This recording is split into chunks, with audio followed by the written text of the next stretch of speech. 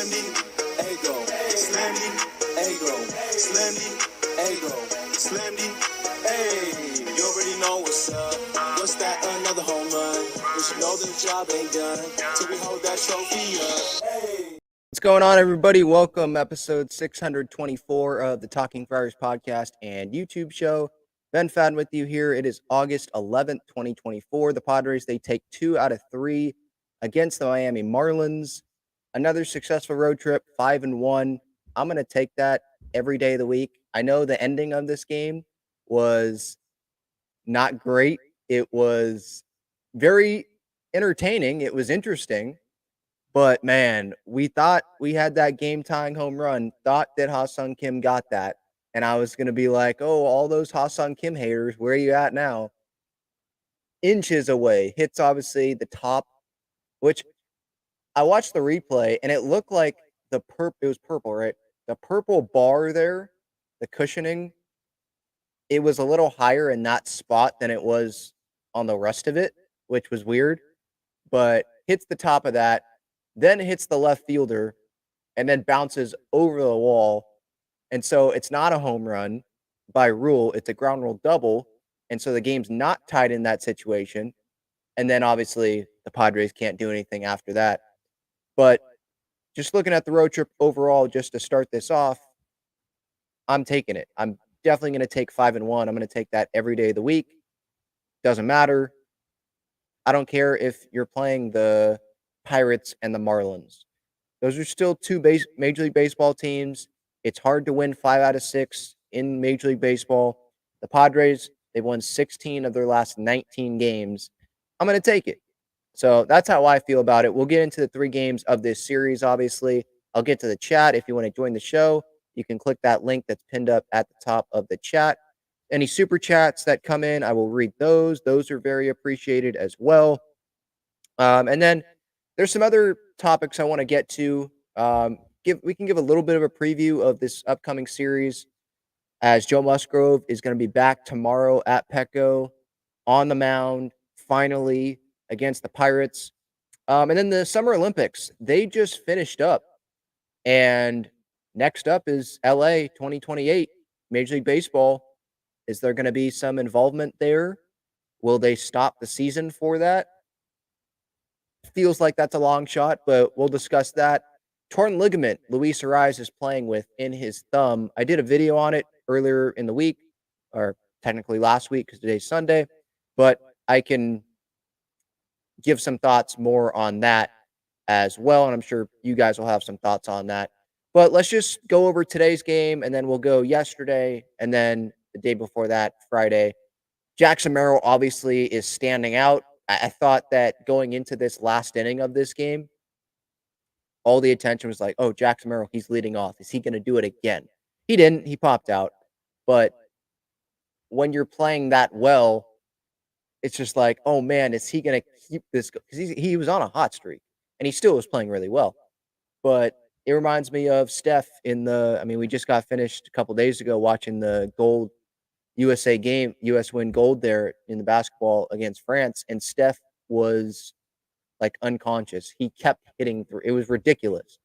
Doesn't matter where it was, didn't matter if there was a couple of guys guarding him, he was going to hit those threes. And with Jackson Merrill, for the baseball equivalent, that's how it feels right now. When you're down by 1 in a situation, he hits a home run to tie the game. That happened, 3 times on this road trip? It was ridiculous. The first 2 Miami games, and then it happened in Pittsburgh as well. Didn't happen today.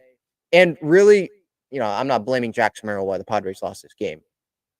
Don't get me wrong here. What I'm saying here is we just expected that, I feel like, sometimes out of Merrill because of how good he has been. But it wasn't meant to be.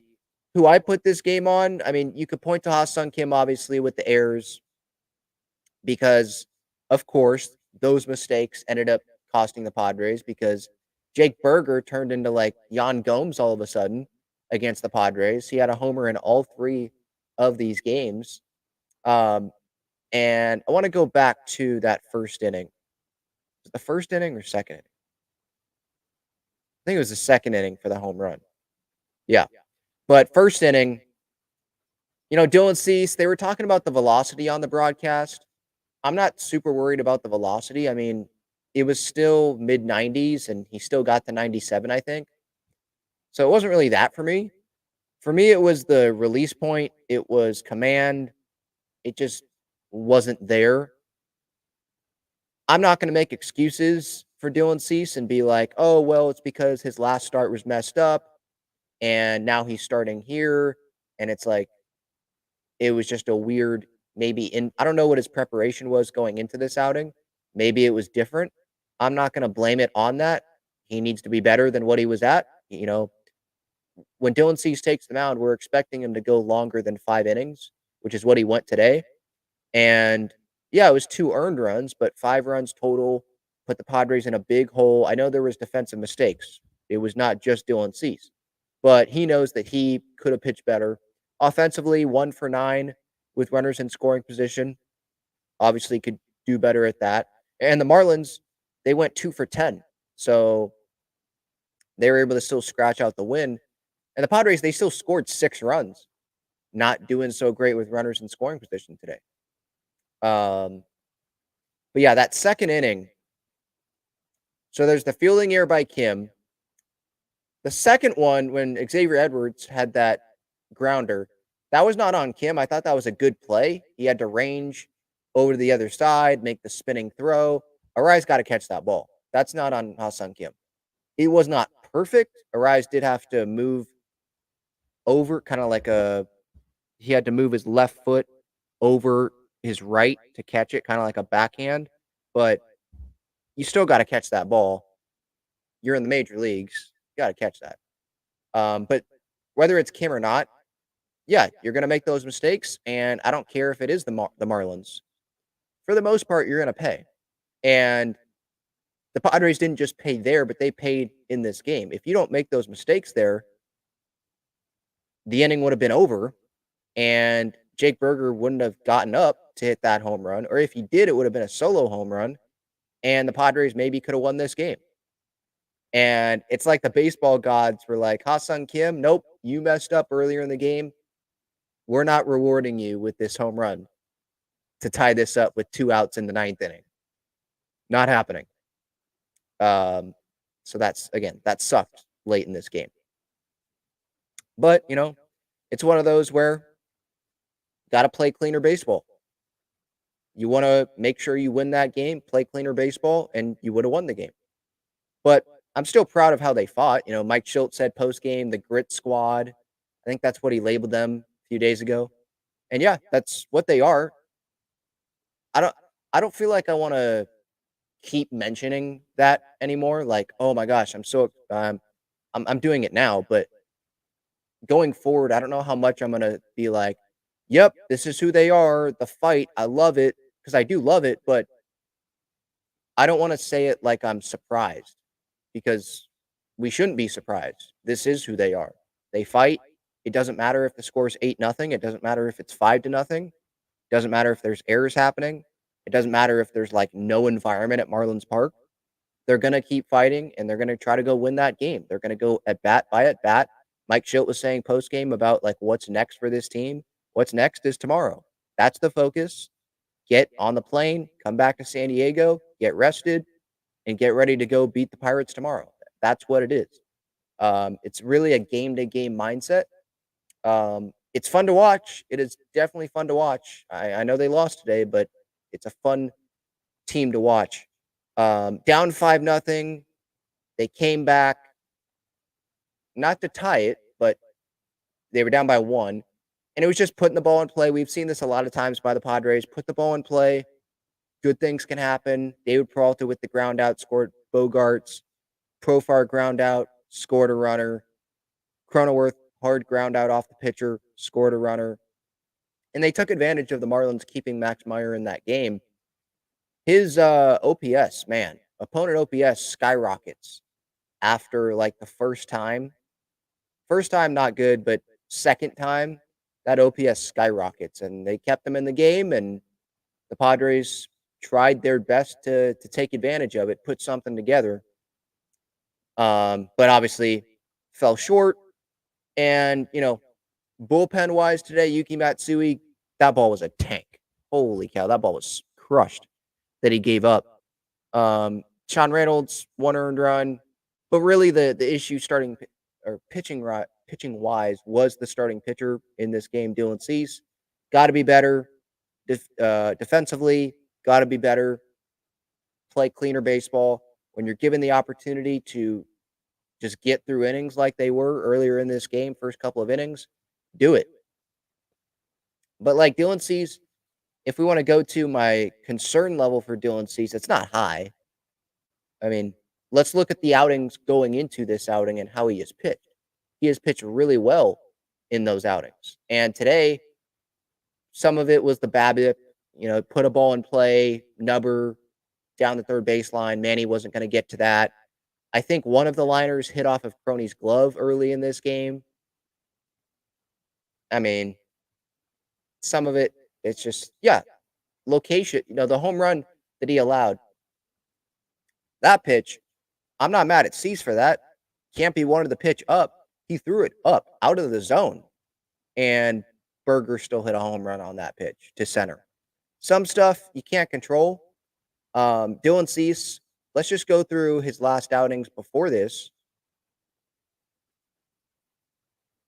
Obviously, 1 inning, no runs against the Pirates August 6th. But before that, 5 2/3, 1 earned run against the Dodgers. The no-hitter, that helps, obviously. 7 innings, no runs against the Guardians. 6 innings, no runs against the Braves. That's 1, 2, 3, 4 starts, and then add on that Pittsburgh inning going into this outing. And then again, there was some stuff, just wacky stuff in this Dylan Cease outing. So, yeah, I'm not long-term concerned about this. Again, it's a 5-1 road trip.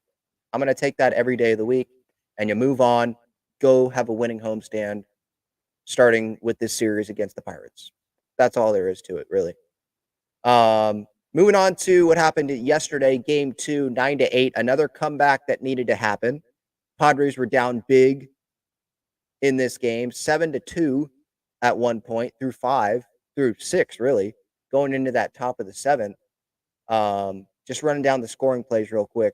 They had a lead initially. Crony double made it 1-0. Manny RBI single made it 2-0. Kim single 3-0.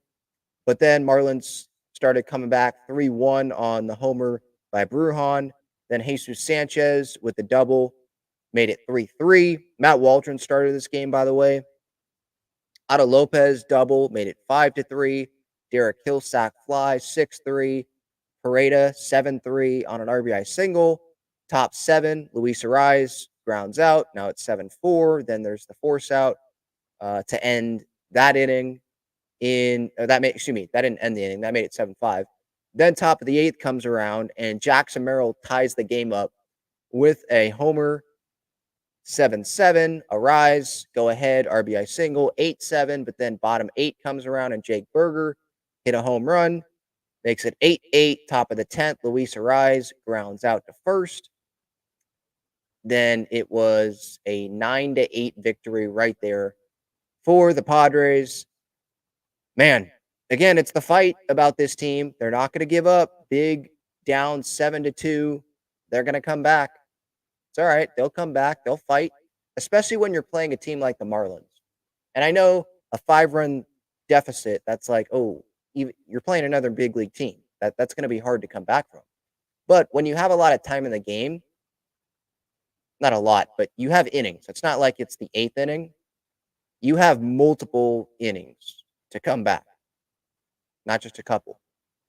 The Padres can do that. They've shown the ability to do that. Jackson Merrill, obviously, with that home run. I've said I'm losing words on what to say about Jackson Merrill, other than it's been super impressive. This guy needs to be a Padre for life. I love his mentality. He was asked by Kevin Acee recently about the Rookie of the Year, and he said, I don't give a bleep. I don't know if it was the S word or the F word. I don't think it really matters, but that just shows who he is. Maybe he's lying, but I doubt it, really. Think about it. If you try to put yourselves in an everyday big leaguer's shoes, do you really care Should you be caring right now about where you're at in the Rookie of the Year race? What the public thinks about where you rank with Paul Skeens in the Rookie of the Year race? What good does that do for an everyday player? That just makes you think like, oh, yep, having a really good year. I've got pressure on myself to go win the rookie. I feel like that just puts the pressure on you, right? To go win the Rookie of the Year if you start thinking about that. If you're looking on social media and seeing people debate about the Rookie of the Year, what good does that do?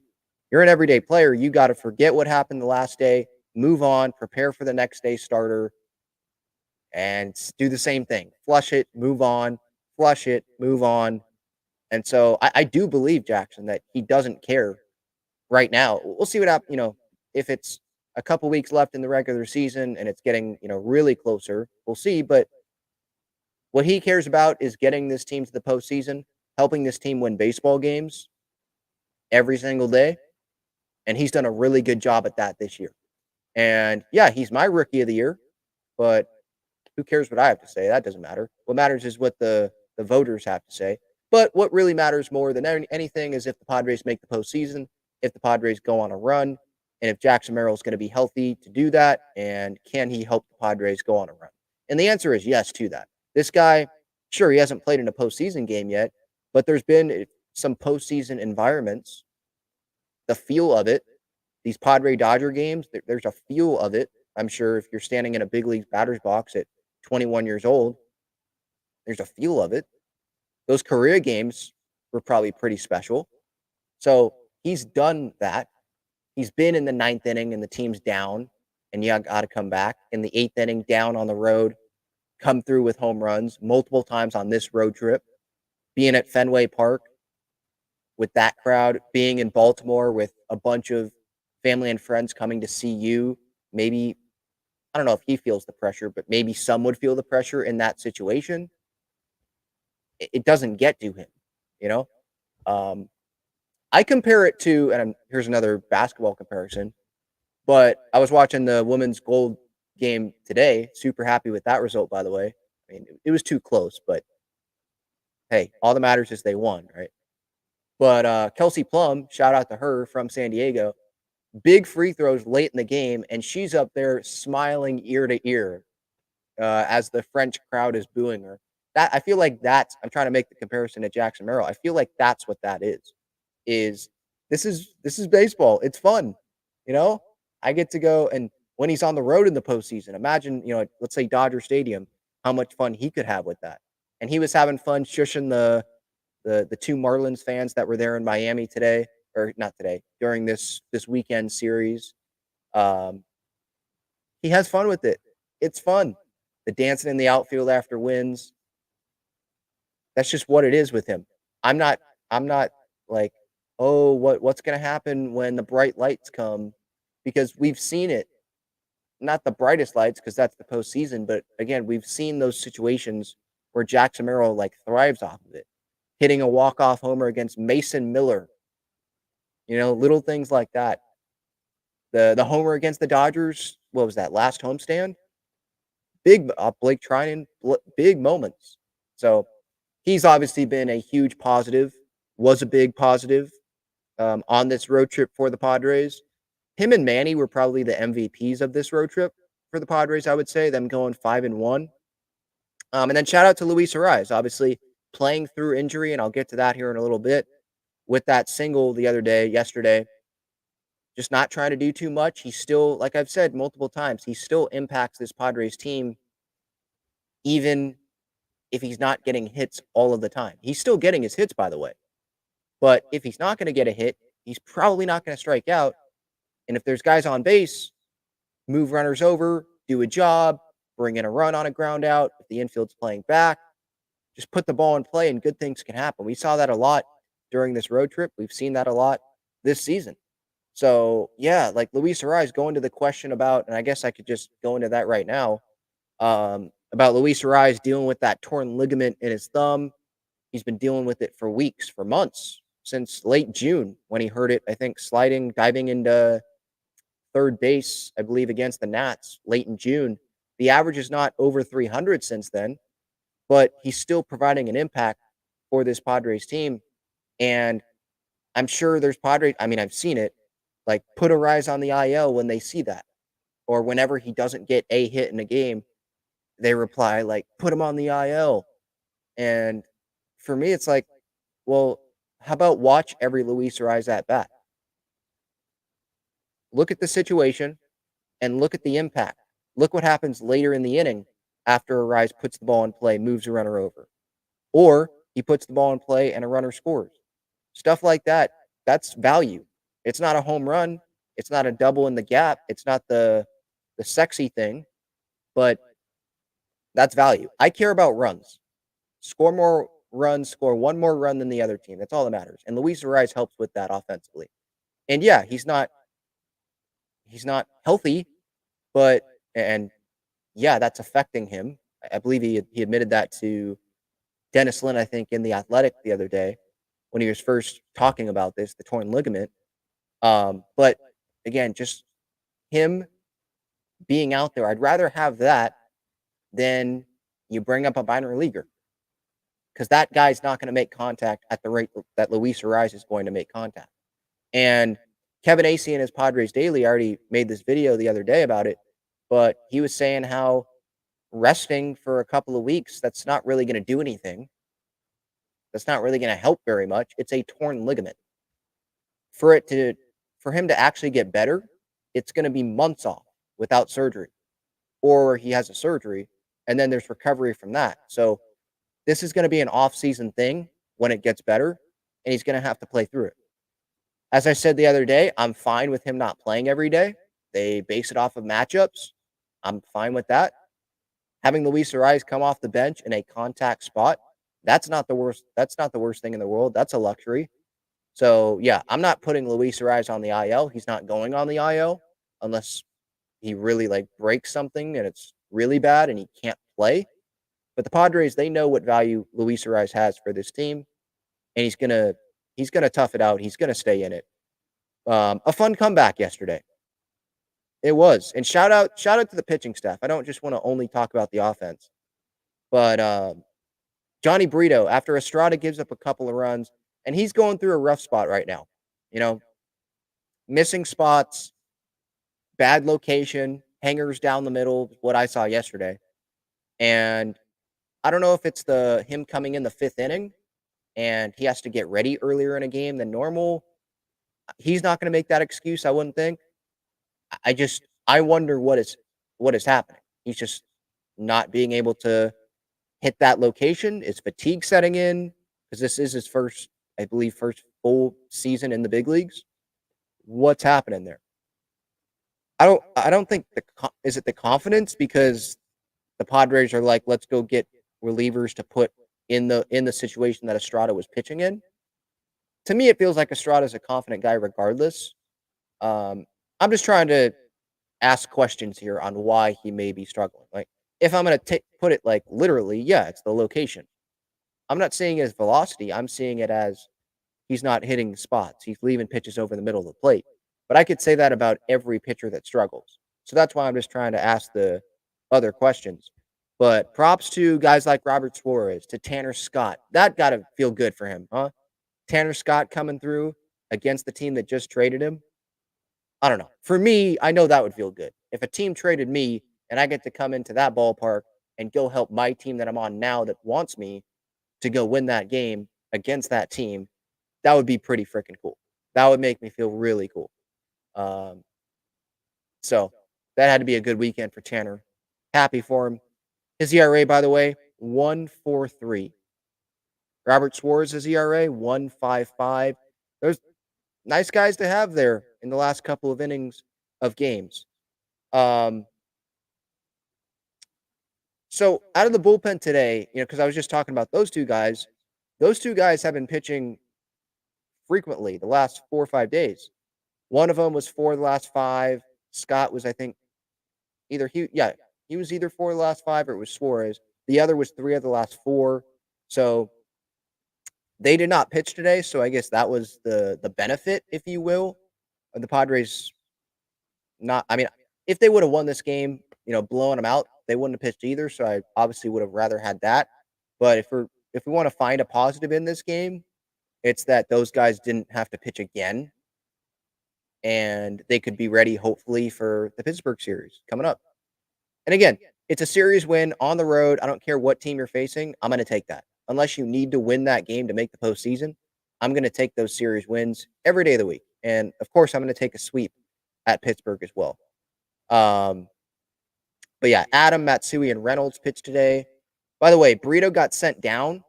So it's just one of those where you got called up, you threw a lot of pitches. We want a fresh arm. We're going to bring Reynolds up. We're sending you down.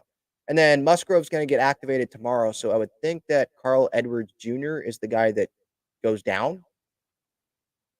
I don't know. Would it be a DFA? I think it would be a DFA. Because, I mean, he didn't pitch today.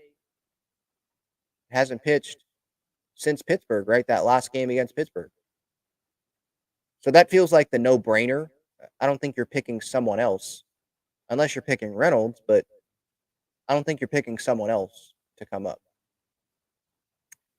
I'll get to you, Parker, by the way. I do see you. Padres won game 1, 6-2. Final in 10 innings on Friday. The scoring in this game, Jake Berger, again, with a homer. Jonah Bride with a homer, 2-0. And those pitches there by Martin Perez, those were the two mistakes that he made. Just down the middle. Different pitches, but they were literally down the middle. So the good thing, though, those were solo home runs. Padres came back. Manny with a double in the top of the 8th. It was one of those slow offensive nights. Saw some Padre fans on social media saying, yep, all right, offense isn't going to do anything. It's one of those games. Take the L. But this team comes back 2-0 against the Marlins. Come on, that's nothing. Manny with the double, 2-1 game.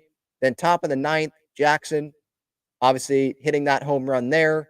Super pumped up, makes it 2-2. And then top of the 10th comes around, Crony, fielder's choice.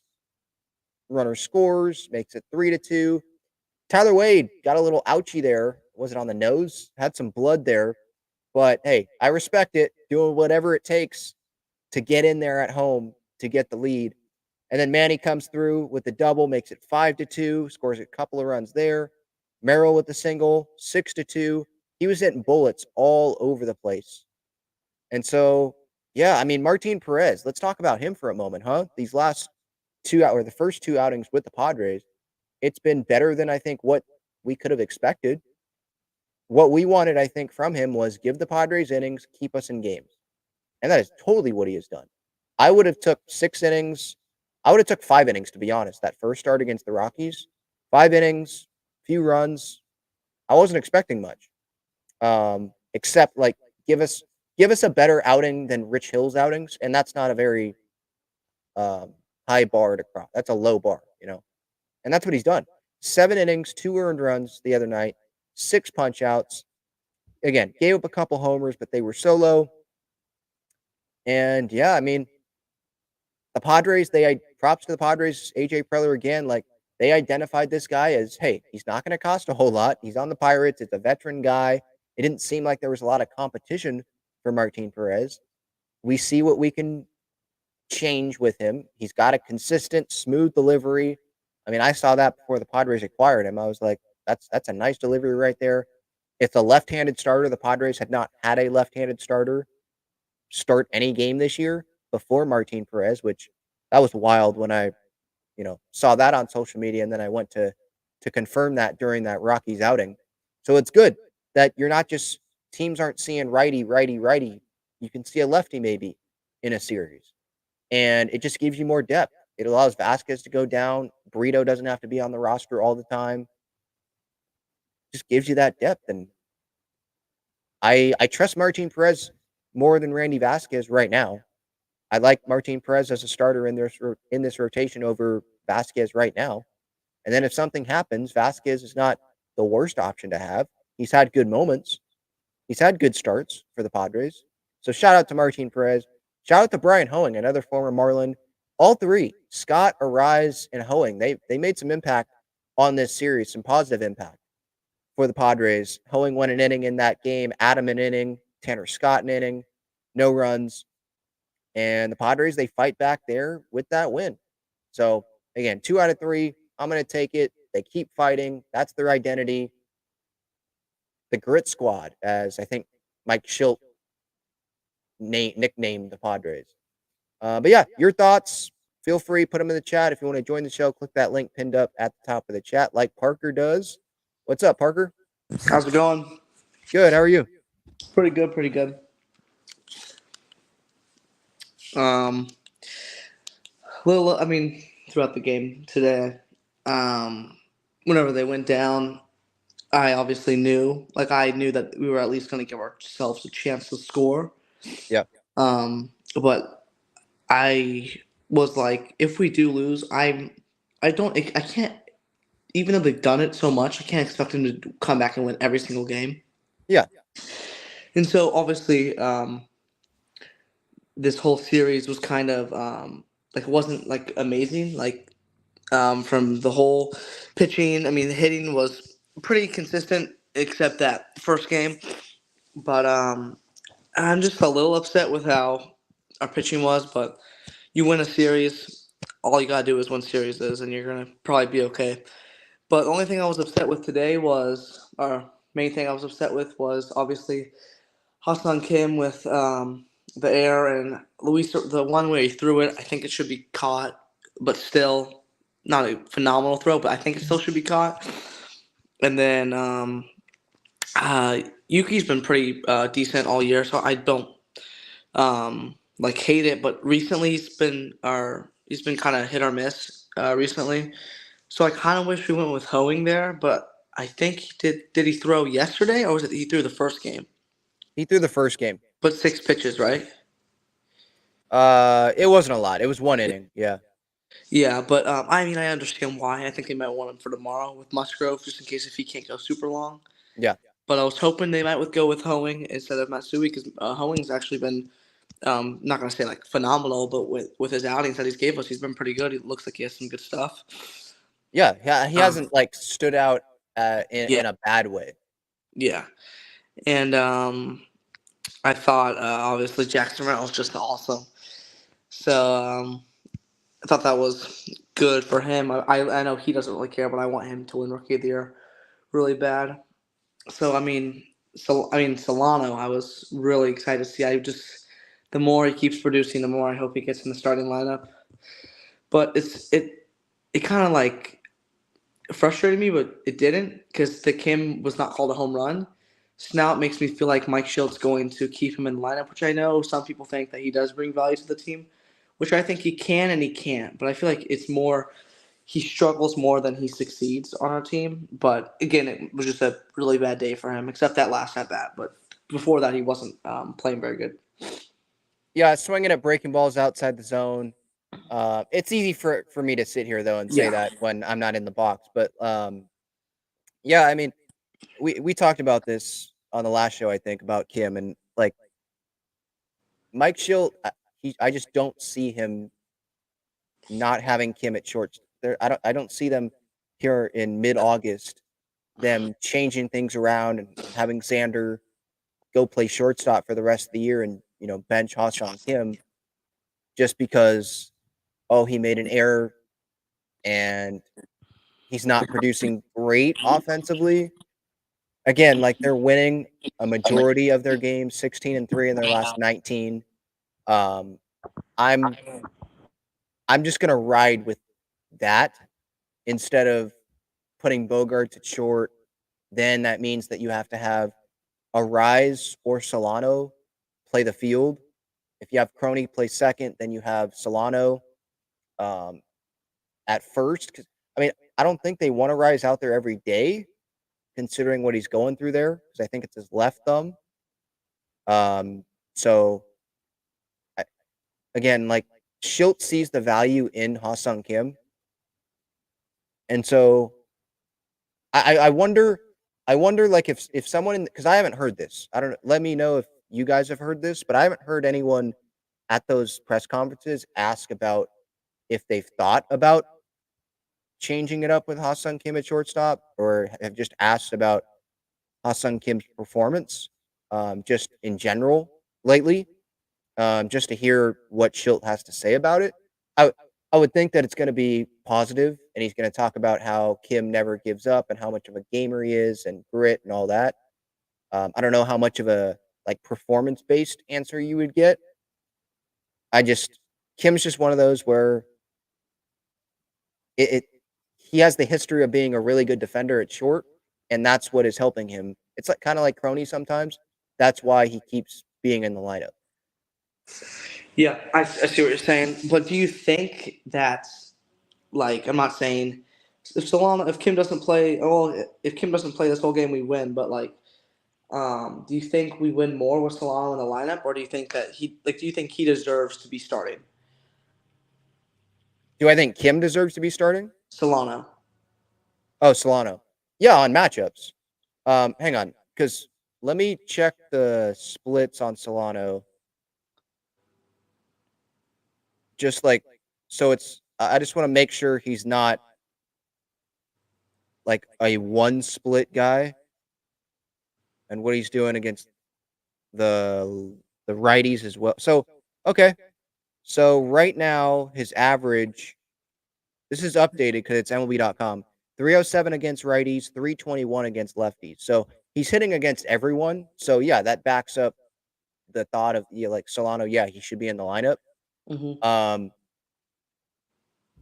But again, like I feel like there's two things here: the value that Kim brings, that the Padres think the value that Padres think Kim he brings defensively, and then Solano having that luxury of bringing that bat off the bench and having him pinch hit for Cronenworth or pinch hit for Arraez in any situation or anyone if they're down in the ninth inning. Where with Kim, are you bringing him in to pinch hit for anyone? No, so I don't have like this 100% bulletproof answer of like why Kim should be starting over Solano. For me, it's just like they want Bogarts to be at second base. And Bogarts, today he DH'd, so that moved guys over. But Kim, he is their shortstop. That's just what it is. And there's few guys on this team, right, where it's like that's their position. He is that guy.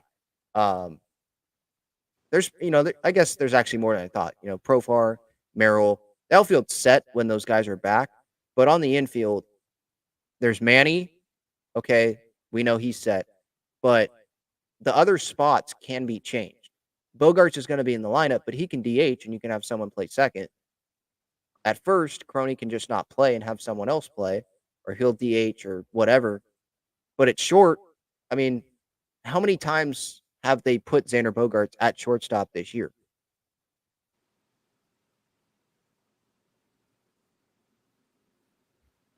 You got me, Parker? Yeah, I'm here. Sorry. Okay. Yeah, I don't know. I don't know if they've. I think it's a couple. I think it's a couple of times. Really? Yeah, It's I don't not. It's remember. not very many. Yeah, I don't remember the last time he's been on short, but yeah, I mean, it is. I mean, it's really nice to have him off the bench. I always look at it like, what if he was starting?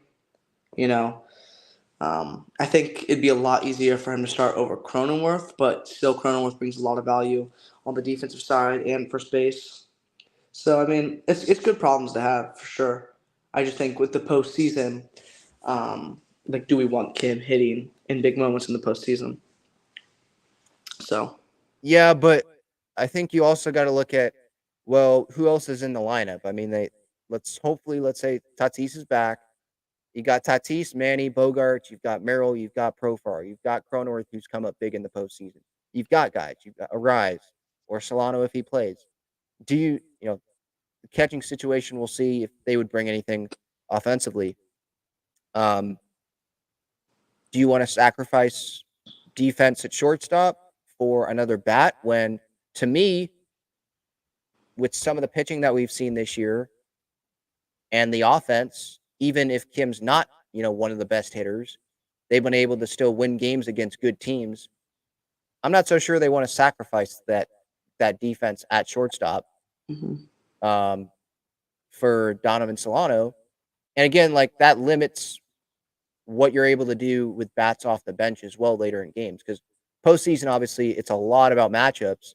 And so having Solano to be able to come off the bench, that's a luxury. Where if you have Kim on the bench, you're bringing him again. You're not bringing him in to pinch hit really. You may bring him in against a lefty or whatever his better split is, but it's not in the way you're bringing Solano off the bench for, like the power, you know? Yeah, I think I missed it. Did you think that was a home run today or no? Was it? I don't think I heard you. Yeah, so that was weird. Yeah.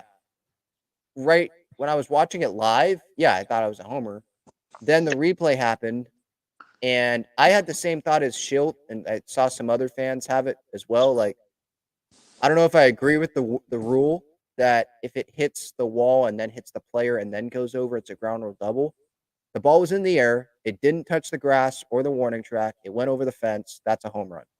Like, you could, because the case for like the rule and why it's right, if you want to make that case, if that player wasn't there and it hit the wall, it would have landed in fair territory. It wouldn't have been a home run. But if you want to go to Jose Canseco, if Canseco wasn't there, that wouldn't have been a home run either, but it was a home run. And I get it, like the wall, that's not a human being, and that's part of the play, and something got redirected. But like, it happens all the time where guys catch a ball, they hit the wall, and then it goes over, and it's a home run. For me, it's just one of those where if the ball is in the air, it goes over the fence. Sorry, it's a home run. But, you know, that's not what the rule is. Yeah, I was kind of hoping. I mean, I was hoping they'd pinch hit with Higashioka, but I mean, I wasn't mad. I wasn't mad when they had Cam to go in and hit there. I mean, I was just hoping they'd go with Higashioka, but it wasn't like a huge reason why we lost. I don't think. I just kind of wish they went with Higashioka. What do you think about the keeping Campion to hit? No, yeah, it can't be, because I think in that spot, you're still going to ride with Campy because, I mean, he still has that power potential. Higgy does too. I'm not saying he doesn't, but I think we still think of Campy as more of a power hitter than Higgy. Um, yeah, to be honest, like in that spot, I wasn't even thinking about, oh, maybe they could go with Higgy here. Mm-hmm. It's both guys are right-handed. I feel like whoever is in the game in those type of situations, they just hit. Like if Higgy was starting, I don't think Campy would have come in and hit in that spot. I think it would have just still been Higgy. Um, to me, the only thing that I was thinking about in my head during kind of that inning there for matchups was if the Marlins were going to bring in their reliever. I forget his name, but they were going to bring in that guy. I think that was a righty on the mound because they had the lefty in. I thought they maybe were going to bring the righty in to face Kim with 2 outs in that inning, but they didn't. And then it looked like, oh, well, that decision wasn't the right one by Skip. I wasn't thinking about any pinch hitting spots really. Yeah. So with the bullpen, I was curious what you thought. Like now that you've seen this whole road trip, like who your top guys are, and like if you think that some guys shouldn't be pitching much, or who we should call back up, or anything. Like what's your trust level on some guys, and your opinion on that? Well, not a whole lot has changed for me. It's still Suarez. It's still Scott. I'm gonna need a bigger sample size before freaking out about Scott there. I Oh love what I'm seeing from Jason Adams, so it's still those three there for me. As of now, Estrada's gone down. Brian Hoeing has gone up. I'd probably put Hoeing ahead of Matsui. Um, I'd still put Estrada ahead of Matsui. I just this is how I would do it. I'm just looking at my bullpen chart right now, and I usually rank the guys not every day, but like week to week on like how I feel about them. And I've got Suarez, Scott, Adam, then Morahone, Hoeing, Estrada, Matsui. I have Edwards and Reynolds down. Who cares? Down at the bottom there. I would go Reynolds over Edwards, but the top of the guys, that's how I would go. Um, I'm encouraged by what I'm seeing from Hoeing. I'm encouraged really by what I'm seeing from Adam. And Estrada, I still believe in the talent. Um, I don't know. I don't know what's going on there. maybe it's the adjustment to pitching earlier in games. He would probably just say, "I'm not hitting my spots." It's just one of those things because most relievers they do go through a rough patch during the year, and that's why their ERA is not sub 2. It's between 2 and 3. Even for like good relievers, they'll have that patch.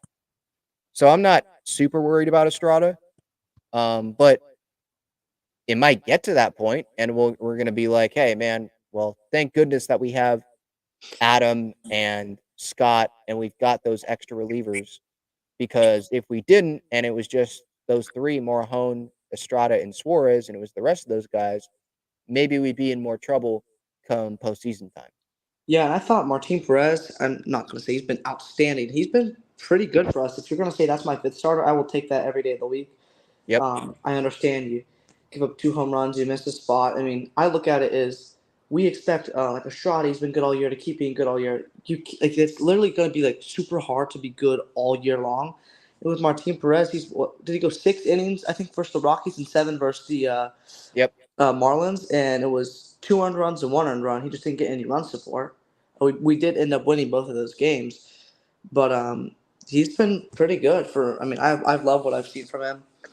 Matt Waldron, I'm starting to get a little, just not worried, but just a little nervous in this past couple outings. He hasn't been amazing. Dylan Cease, I'm not too worried. I was just a little frustrated, but he did only have the 2 earned runs, but he did get hit off a little more.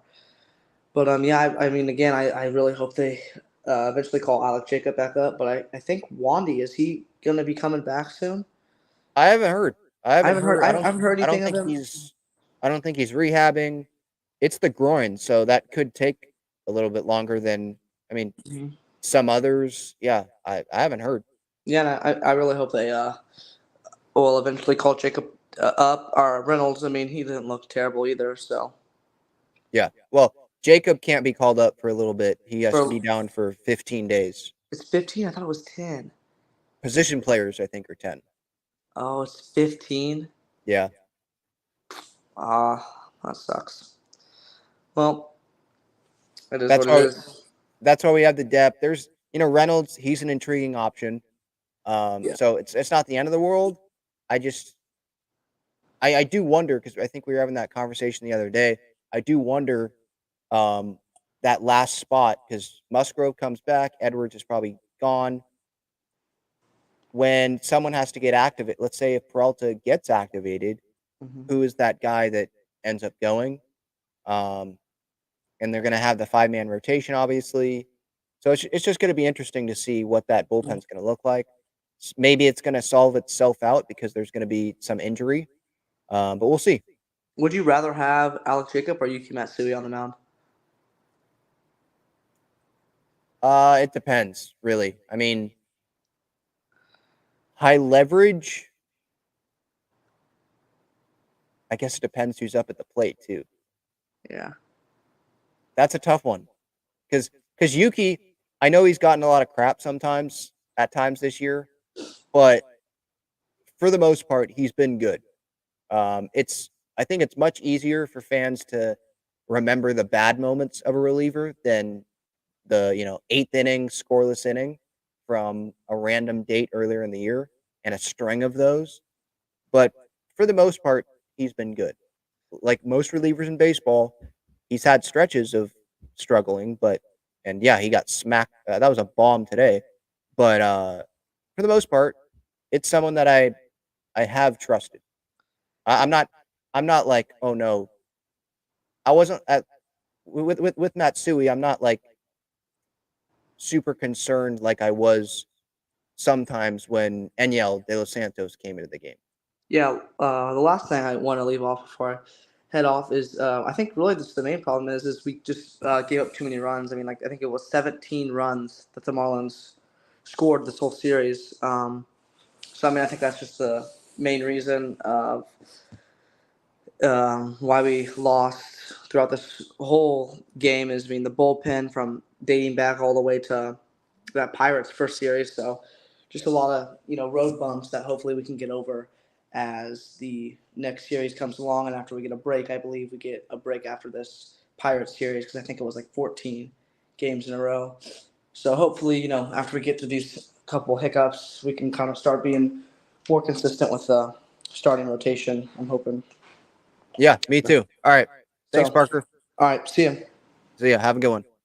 All right, I see David wants to come on in here. What's up, David? How's it going? What's up, Ben? How you doing? Good. How are you? First, I just wanted to get out the way. I am a little bit tired.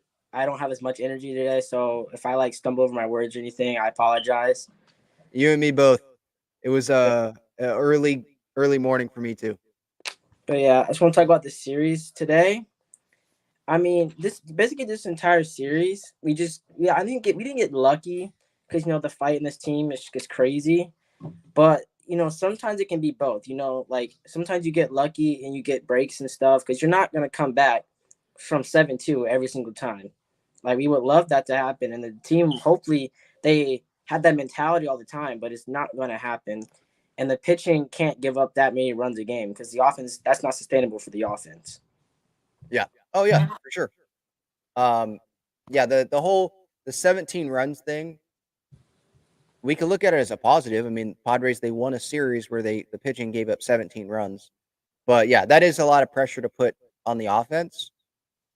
It's good that they were playing the Marlins in that situation. Yeah, playing the Pirates and the Marlins definitely helped us come back. But if we're in a postseason game or series, we're facing the Phillies, the Dodgers. Well, maybe not the Dodgers because we've beaten the Dodgers before. The Phillies, who we haven't really beaten, they're not gonna be. We're not gonna come back as much against them normally. Yeah. What's up, man? You want to Is say that hi? your brother? No, you don't want to say hi. You skip. Okay. Go back upstairs. Anyway, what was I saying? Oh yeah. Okay, now he wants to say hi. Huh? I'm so sorry.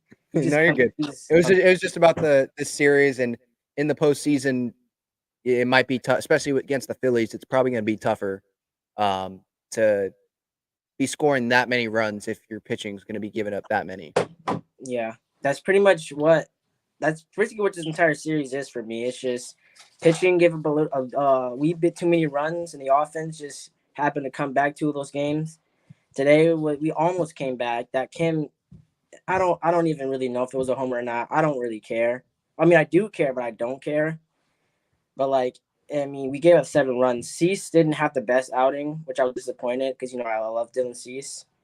But I mean, you give up 5 runs in 2 innings. I don't know. We could win the game because we come back a lot, but we've come back 2 days in a row in extra innings. So I don't know how much of reality coming back again was going to be. Yeah, and for me, it wasn't more doing Cease than it was just the couple of errors in that inning before I think the 3-run home run. That was what was that. That's what made me frustrated.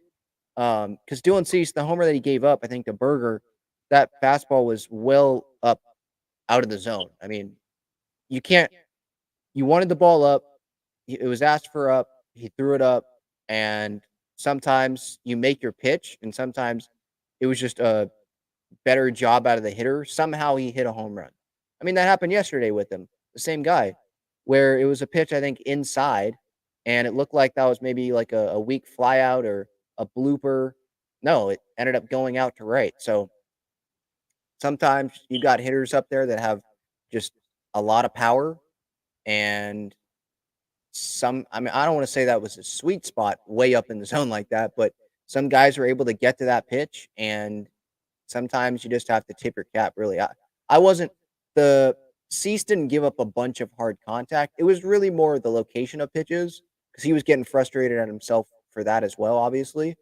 But yeah, it was really the defense. Like there was part of me where Padres didn't deserve to win this game.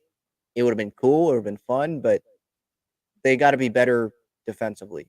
And I'm not saying like the whole game, but in that one inning like that, can't have multiple. You can't compound mistakes like that. Yeah, in the first inning, that very very short swinging bunt that Manny fielded. I don't know. I'm not Manny Machado. I'm not in his head. I don't know what he's thinking. I feel like if he had a good grip on the baseball, he probably could have thrown the runner out at first because he was still a good 10 steps away from first base. I don't know if Manny Machado just didn't get a good grip on the ball or anything, but he probably could have thrown the runner out at first base in the first inning. Yeah, I don't remember where the runner was in that spot, but it wasn't the ball wasn't anywhere near where Manny was positioned. Um, yeah, that's not one where I'm like, Manny, what are you doing? Especially when, I mean, yesterday in extras, he makes the great throw. That's something I didn't mention earlier. The great throw to nab the runner at home, um, which would have been the game time run. Uh, that's probably not going to get talked about much from that game yesterday. That was huge. The plays that he made in Pittsburgh were big. He made another one, I think, today running in. So yeah, uh, I'm not gonna go off on that little number there. Yeah, and I know a lot of people have been saying about Estrada and how he's been struggling. It's the major leagues. He's a pitcher. You go through that rough patch. You're not gonna be the best pitcher every single time. Like I understand, sometimes during my season when I'm pitching, I have that stretch where I give up a bunch of runs and I'm upset at myself and I know I'm supposed to be better, but it's just I'm getting beat and that just happens. It's just a matter of adjustment. It's like you're here, the hitter beats you, he's here. Now you got to get back to here. It's like sometimes they figure out you just got to get back to that level above them. Yeah, I did see. I'm looking at his game logs just to see if he's gone through a stretch kind of like this year, and he has from June 12th to June 20th, which short. 4 and a third innings, 8 earned runs, gave up a couple of home runs in that span there. Um, After those outings, he went. Let's see, he went a span of 13 games, so 13 innings. He allowed 1 earned run after that, 0.69 ERA. So like he can bounce back from this. That's part of why I'm not worried, like super concerned about Estrada. I'm also giving him a little bit of grace because of how much of a pleasant surprise he has been this year. And I feel like he may be adjusting to a new role in this bullpen. I don't know how much of a factor that is. Yeah, he's still going to be relied upon, regardless of what inning it's going to be in. Um, I still trust him though. Yeah, I'm not freaking out about it. Yeah, adjusting to a new role in the bullpen, that's definitely a factor. 'Cause I remember early on in the season, when Josh Hader, was getting used to pitching for the Astros. I think it was Ryan Presley who was a closer last year. He sucked because he was not used to pitching in the eighth inning and not instead of closing games out. So I Mhm. definitely think the mentality changes from I have to close this game out to I have to hold this team. Like it changes your mind and I guess it can affect the way you pitch and the energy you show. Yeah, for sure. David, usually I would not cut you short, but my laptop's going to die in a little bit. So, and there's someone else waiting. So I do want to get to them. But David, thank you, man. I appreciate it. Appreciate it. Have a good one. Is this Phil? Yes. Can you hear Phil? me? Hey, Yeah, I got you. What's up? nice. Thank you for having me. Yeah. I just wanted to reflect on a couple of things. First of all, this series against Miami. It's been very fun games to watch, very enjoyable. We've had lots of memorable moments. Like I think some of the most memorable moments of this season were in this series. Yeah. But it's just been really ugly baseball overall, I think. Like you say, Miami is still a major league baseball team. They're still respectable, but I think it's fair to say they're kind of fielding a AAA team here. Like I think Berger is the only one who was in their opening lineup this year. He's the only one who's left. Everybody else got sold. And so my question is, why was it were they so troublesome for us? Like even in the first game, the one we won 6-2, we didn't score a single run until the eighth inning. Like, why did we have so much trouble penetrating their pitchers, getting anything going? And yeah, the Merrill comebacks were amazing, but why do we have to come back from a team that's essentially in a rebuilding phase, right? Yeah, I totally understand that. Yeah. And I was thinking that someone probably would have that thought, so I appreciate that. I think Edward Cabrera was starting that first game, and he's Hmm. someone. I was listening to the beginning of that start on the radio, and Jesse was talking about how fastball, he's got the velocity, but he just hasn't been able to totally command it like a lot Hmm. of pitchers in the game. And so while I didn't watch every pitch from that outing from him, I feel like maybe that's what was happening there was like he got the velocity, he has secondary pitches, and if you watch that first game, Hmm. were the Padres having good at bats for you, or was it quick at bats and they were expanding the zone? Because that's what I would think is why we would be seeing that. And then there's other guys to finish that answer. There's other guys that we've come across, obviously, and I feel like there's less of a scouting report. Some Hmm. guys haven't faced guys, and it's one thing to look at a scouting report and be like, all right, he has this, this, this, but it is another thing sometimes to actually face them, and maybe they attack you differently than what you expected. So you have to wait till the second time around to adjust to that. Um, that's what I would say to that. It's possible, yeah. Basically, you're saying these guys we've never seen before, so they're kind of surprising us. Is that what you're saying? For maybe not Edward Cabrera, because I think the Padres have seen him, but there's been guys, I think like Graham Ashcraft last year for the Reds, just some guys that stick out. Some of those guys where it's like doesn't blow you away, but you could see why they're effective for that Y- day. Yeah, it's possible, but I don't know. It's just this weird thing about this team, the Padres. It's like if either we're all playing well or we're all playing badly. Like we always die together, something like that. In that first game, when one of them can get anything going, it's like everybody can get anything going.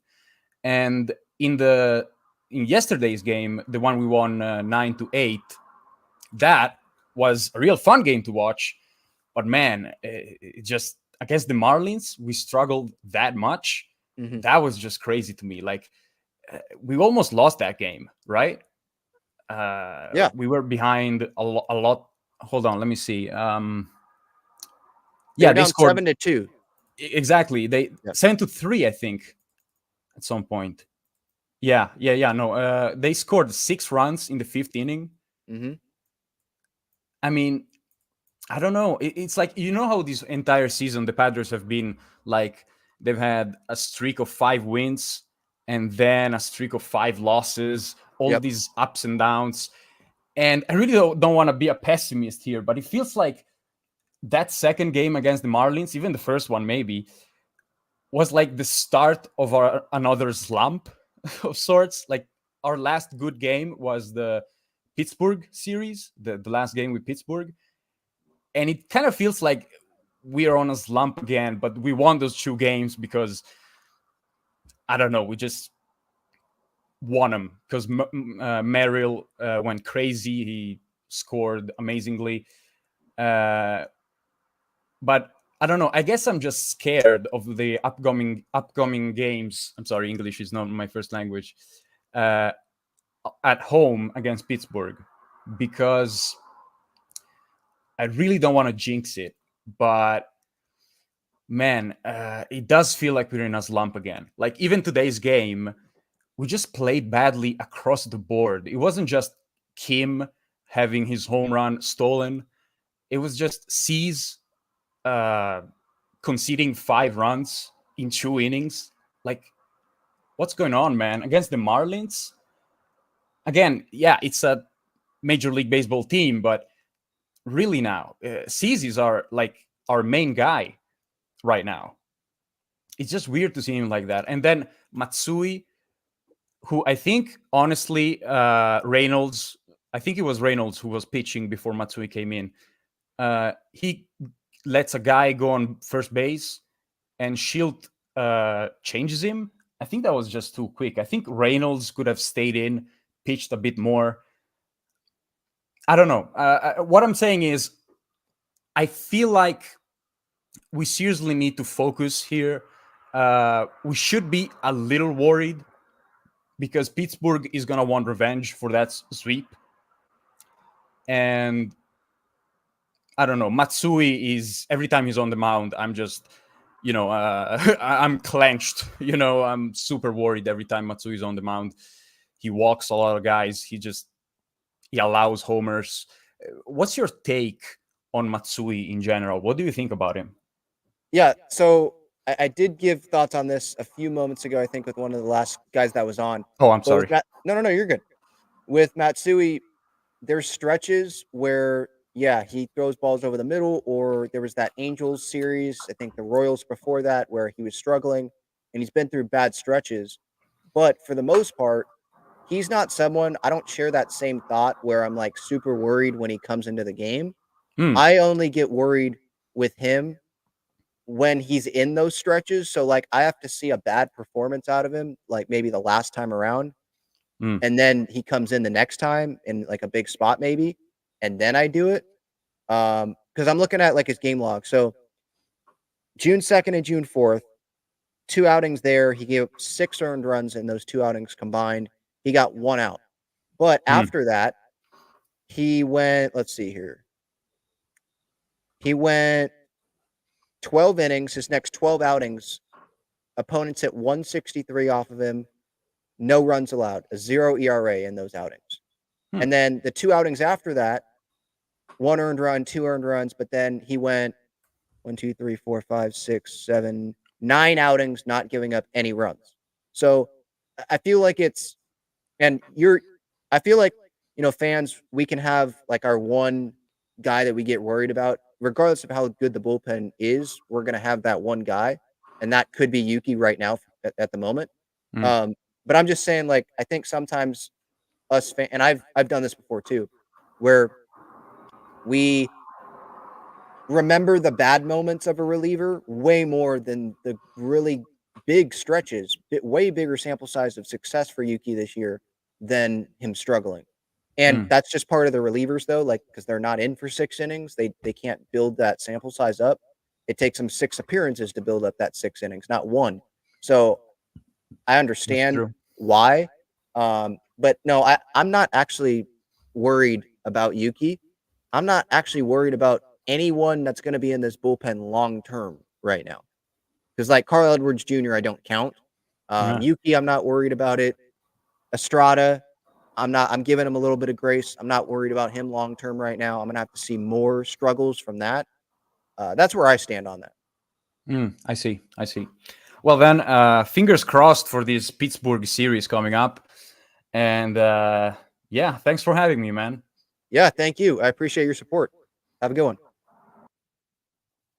All right. Quick preview, by the way, because my laptop's gonna die. I did want to hit on the Olympics real quick, so I'll do that here in a second.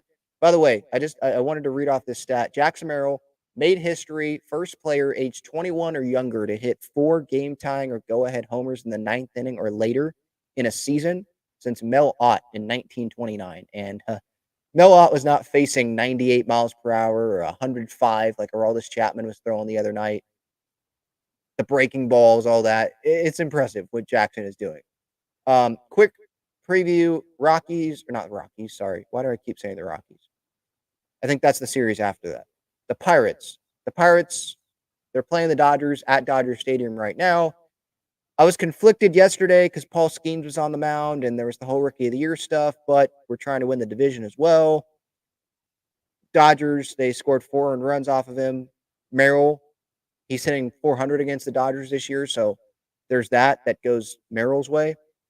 Anyway, Pirates come to town, 6:40 tomorrow. Joe Musgrove is back. I'm expecting 4 innings. Maybe he gets into the 5th.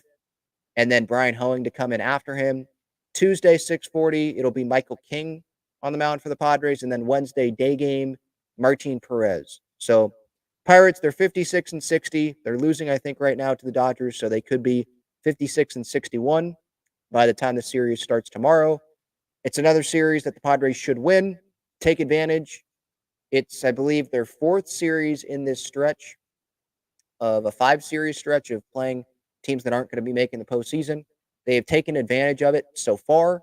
What's their record so far in this stretch? I think it's, 9 games that they played in these 15? And they won, 7 games in a row at one point? I'm looking up the schedule right now. 1 second here.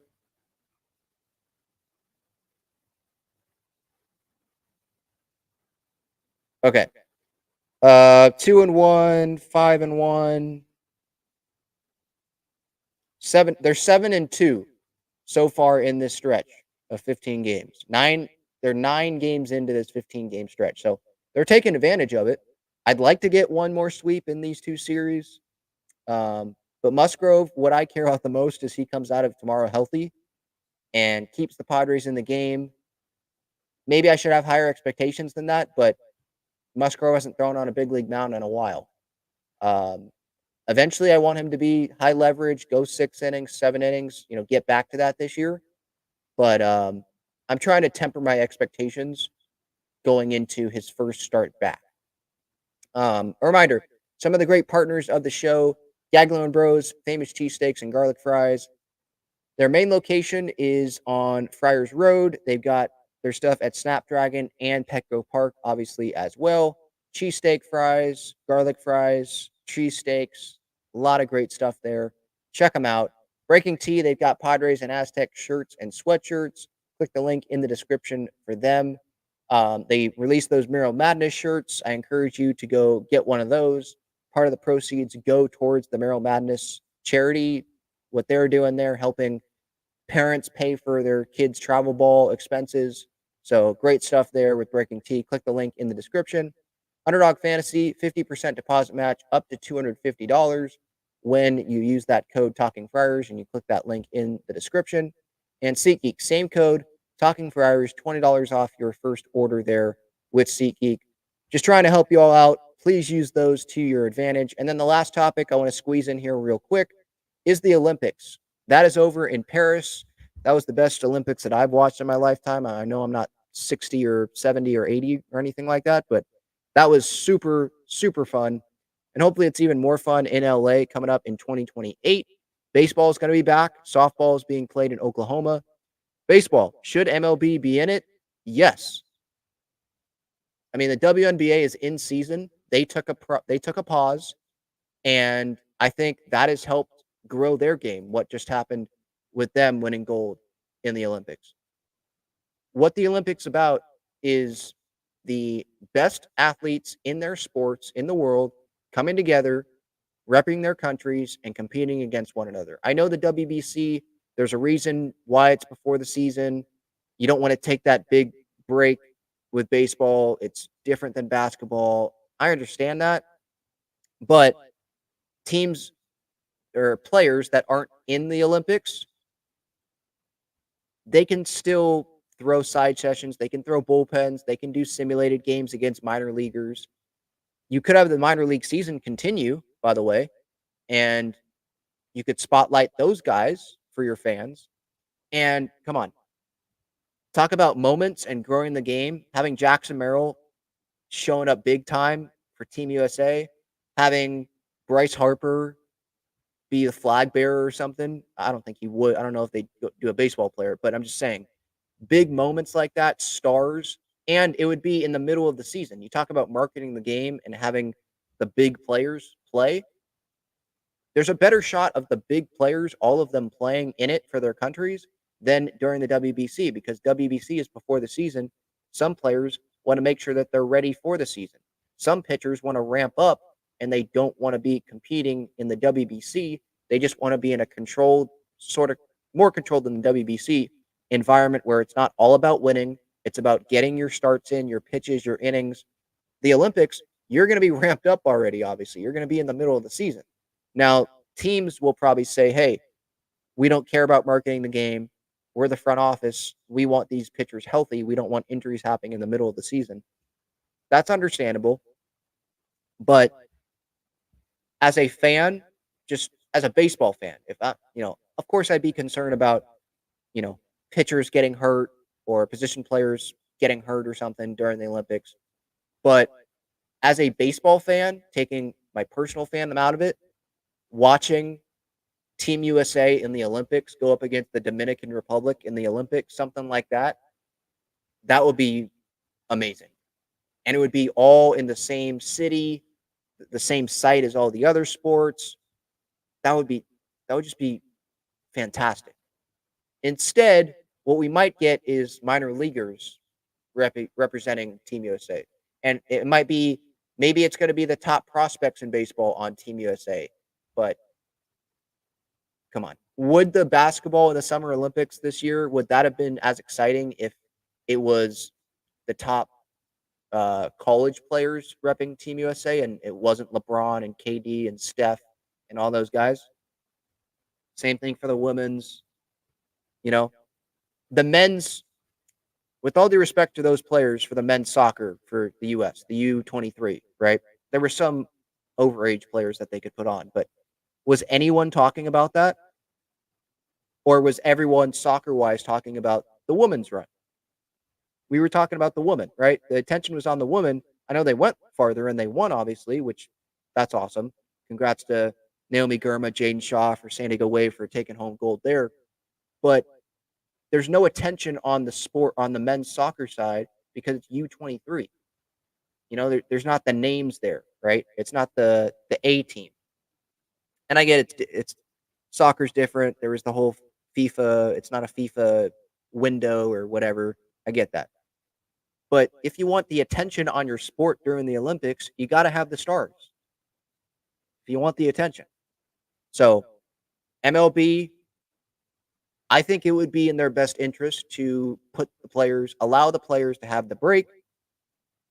Maybe you have to have a shortened season and it not be 162 games, but have it be shortened to a lesser number. Not 60, obviously, but a little bit lesser of a number. But the Olympics, who knows if baseball is going to be there long term, right? It's coming back. It wasn't there this year. Who knows if it's going to be there long term? So take advantage of it. And that could create moments, probably would create moments that fans would never forget. And that could be signature moments of players' careers in that Olympics. We saw it in the WBC. Adam Jones, I mean, people think of him as the guy that made that great catch for Team USA in the WBC. Marcus Stroman's performance there. I mean, we're going to remember the Ohtani versus Trout at bat for the rest of our lives, you know? So it's those cool moments like that that would happen at the Olympics. So that's what I've got to say on that. Again, imagine Jackson Merrill hitting a big homer or something for Team USA and him going nuts with Bryce Harper and Aaron Judge popping out of the dugout and going nuts. I mean, that would be amazing. And that could happen in the WBC, but again, guys aren't totally ramped up. Not everyone says yes to it. Not everyone's going to say yes maybe to the Olympics, but the Olympics, it just has a different feel to it than the WBC. I feel like it's appealing to the casual fan more than the World Baseball Classic. It's the Olympics. It's the greatest sporting event that we have. You know, all the sports all there, all the summer sports all there at one time. It's amazing. And I think you should have your best talent there in that one spot. I apologize. My laptop is about to die. It's at under 10%. So I'll get through any comments that stand out to me really quickly. I'm going to be skimming here to see if there's any questions. If there's not, then I'm just going to keep scrolling because I want to end this before my laptop dies. Superstar Banana Mix, this isn't a question, but he said, did not expect Cease to pitch this badly. I don't think he pitched terribly. It was just not up to our expectations, right? Location was off, command. Some of it was the BABIP unluckiness there. I'm not long-term concerned there. Rick says, NL West race is great. D-backs are scary good. Yeah, they're right there. But the Padres, I have confidence. I have just as much confidence in the Padres as D-backs probably have in their team. I'm loving what I'm seeing from the Padres right now. Great road trip. I agree. Yeah, the X-Sprouted says, is the idea Musgrove hoeing tomorrow? Yes. Musgrove starting tomorrow with, I would think, hoeing. It hasn't been confirmed that it's hoeing, but I would imagine that hoeing would be coming in after. He didn't pitch today. So he had one inning the other day, like 6 pitches. So it lines up for him to pitch a few innings. Yuki asks, are the Padres peaking too early? Excuse me. I don't really believe in that. You want to be playing well towards the end of the year, of course, but I don't believe in peaking too early. If you're a good team, you're going to play well consistently. That's how I think of that. You got to play well to get in. They're playing really well right now. They're making it easier on themselves to get into the postseason. They have that first wild card spot. Last time I checked, they had a 4-game advantage on the wild card spot. So I'm not really into, they're peaking too early. You don't really choose when to peak. Just play good baseball. Have the buy-in, have the fight.